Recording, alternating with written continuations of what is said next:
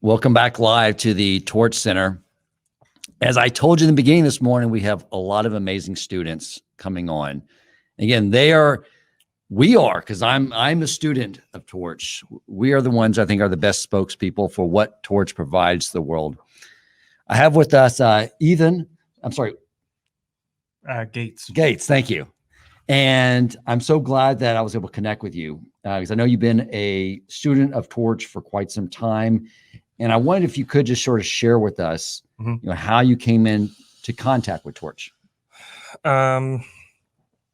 So I came into contact with Torch actually through a rabbi who does not live here, but who was a rabbi I've come to know well back where I go to school in Virginia. Okay, but wow. Who's a native Houstonian. Mm-hmm. And when I came back to Houston, I'm still in school, but because of the pandemic, I decided to come home. Okay. And he said, well, you should get in touch with Torch. You should reach out to the folks at Torch. Really? And so I reached out initially to Rabbi Yaakov Wolbe. And he just put me in touch with all the other folks here. And this was like probably this last summer, I think, when I got sort of plugged in. And it's been since then that I've been involved with Torch. That's amazing. So have you been attending classes, going to any one-on-one? Tell me what the learning has looked like for you. I think it's been just a lot of just consuming a lot of Torch material, including your podcast, the Shema podcast. I'm a big fan. I appreciate listener. That. Awesome. And so I've been listening to the podcasts, the videos, learning with all of the rabbis, Rabbi Busco in particular. Mm-hmm. We've been learning quite a bit. And I mean, it's... So is studying Torah, is that something that you were exposed to prior to meeting up with the rabbis at Torch, or is it sort of a continuation of your learning? I didn't really decide to start learning again in any serious way. I mean, this is very recent for me, within the last year or two. Okay. I didn't grow up observant. I didn't grow up learning Torah or anything like that. But getting everything I've done with Torch has been somewhat of a continuation of what I'd been doing probably for at least a year or so beforehand. Okay. But just I with think the rabbi up where you were going to school? Okay. Would learn with him, every week or so and that sort of thing. And then decided to continue with Torch. That's great. So how has, delving into the Torah and our heritage and learning about the Jewish way of living, how has you felt that has had an impact on you in your life? Absolutely. I think the important thing to understand for me in particular is that not only, are you learning about it through podcasts and videos, which, is wonderful, but it's impersonal because you're not, right. You can't exactly have a dialogue with the person on the other end of the microphone.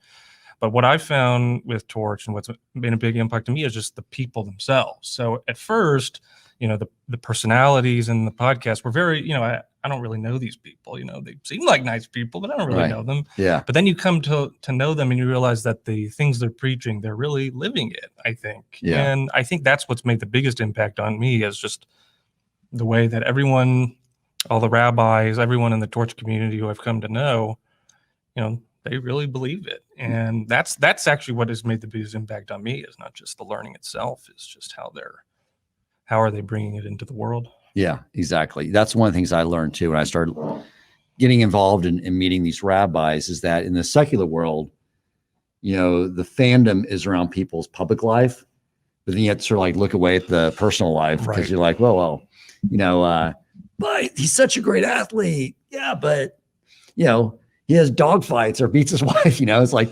but he's a great athlete, and then you meet musicians or all types of entertainers or people, business people, but that's not the way we do it.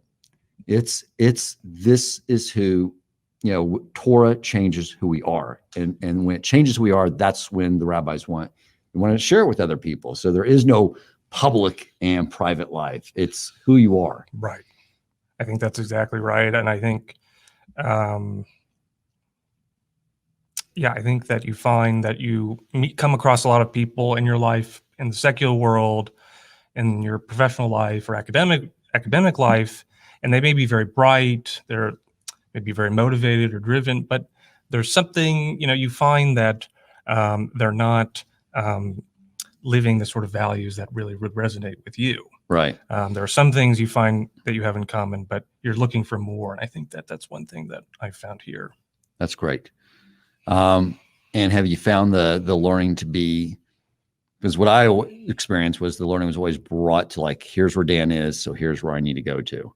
And here's where Dan needs to go next, so that's where I want to take him. Have you had a similar type of experience?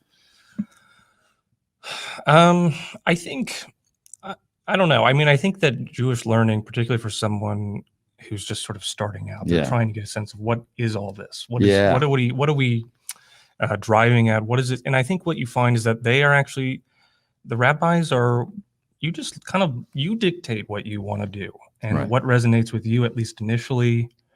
I think one of the things that's been really helpful is that they expose you, or they give you a sense of how much there is. Like there's just infinite amount. Right. You can't learn everything, even in a lifetime, let alone, in a few months. But I think what they do is they try to give you a sense of these are sorts of the different things we can think about. These are the issues that we can discuss. These are the sources we can grapple with. Right. And it's up to you, though, how you kind of want to go about doing that. And I think that's what makes it fun. Torah is fun. It's not meant to be, boring or sort of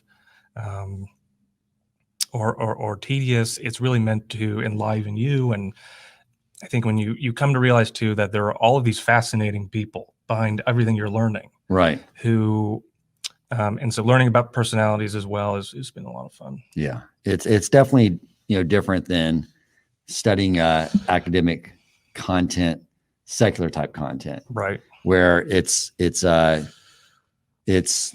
something you need to do when back when I was going to college. Like I really don't want to learn this, but I need to master this material, right? And studying was a chore.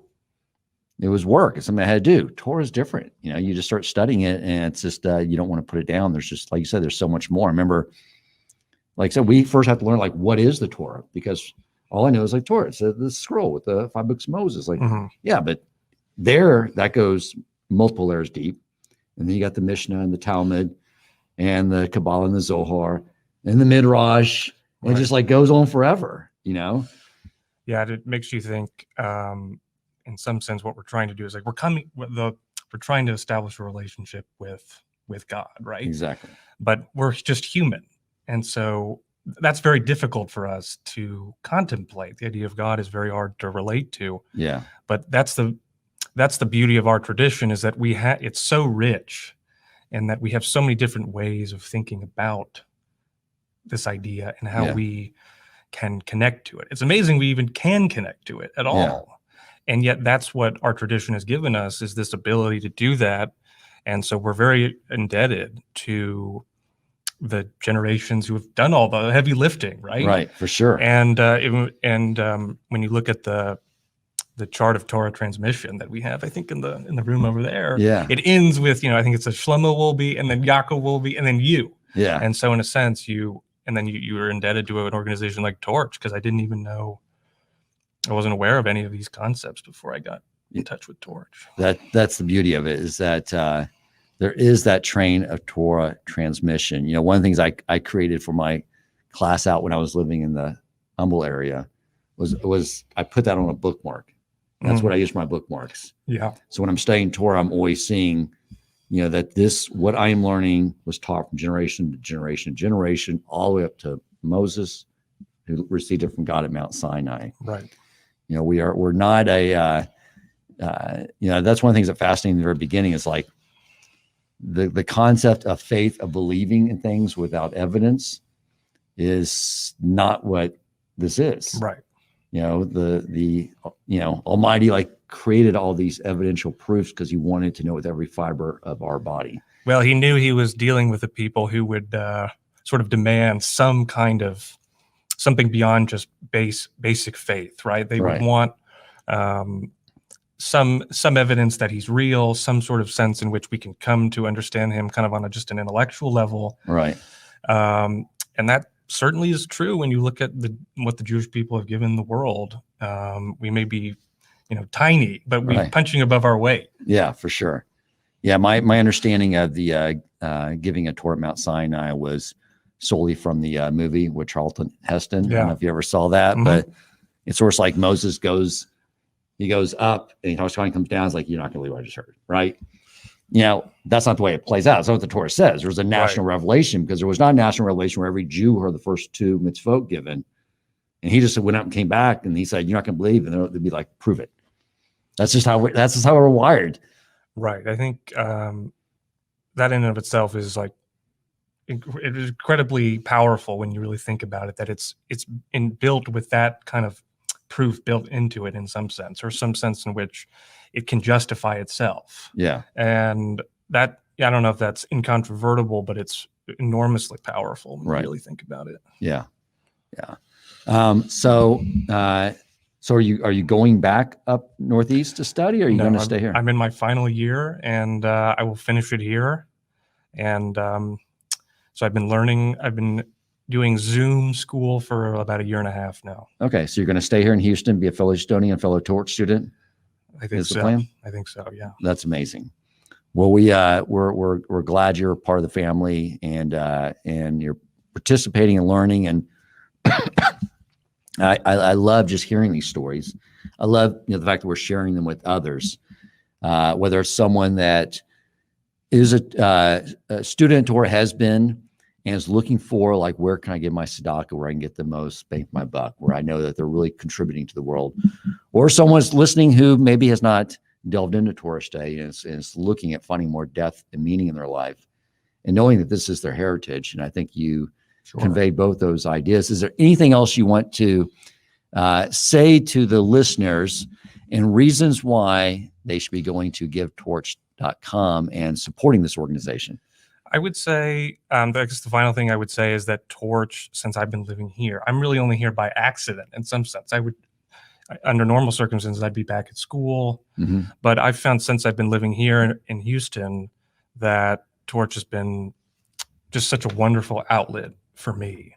Yeah. And so I think even if you're not living here, at least come to know that Torch is worth supporting, because this is not just a place where you just sort of, it's not just impersonal. We're not just teaching.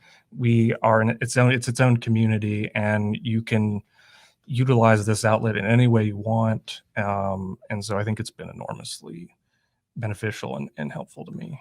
That's wonderful. And that's the thing too. I mean, like a lot of people come on saying, I started listening to the podcast of like Rabbi Wolbe or Rabbi Ari Wolbe, and they'll send an email and say, I have a question, and they're surprised. They get an email back, they get a call back. Yes. So even though people may be connecting to us from other places in the country or places in the world, we're still connecting people not only with Torah and that personal interaction, but rabbis to learn with. And I think that's what makes this organization so amazing. Absolutely. I think I've definitely made many attempts in my life where maybe I was learning something, or I wanted to get in touch with somebody, and maybe I made an attempt to reach out to them, but they never got back with me, But you find that, these guys, they get back with you instantly. There's no delay. So you find that things are they really are trying to connect. Yeah. This is what they live for, to connect. As the mission statement is, to connect Jews with Judaism, with their heritage and Torah. So when anyone reaches out, they're like, that's what they're waiting for. They love that. So please always reach out to us. Again, go to givetorch.com and support this amazing organization. We are now at a little over $446,000. Again, we need $500,000 to fund this budget for the year. What does that provide? Not only these rabbis, but we are staffing up and making sure that anyone who wants to study one-on-one with a rabbi, that we have the faculty to provide that. So no one goes without Torah. No one goes without a personal relationship with the rabbi. That's what we're about. That's what your tzedakah dollars give and provide to the world when you go to givetorch.com and donate. Ethan, I'm so happy you came out. It was so nice to meet you. Pleasure. I appreciate it. We'll be back soon with our next guest, another student of Torch. So we look forward to continuing. So stay tuned. We'll be back on shortly.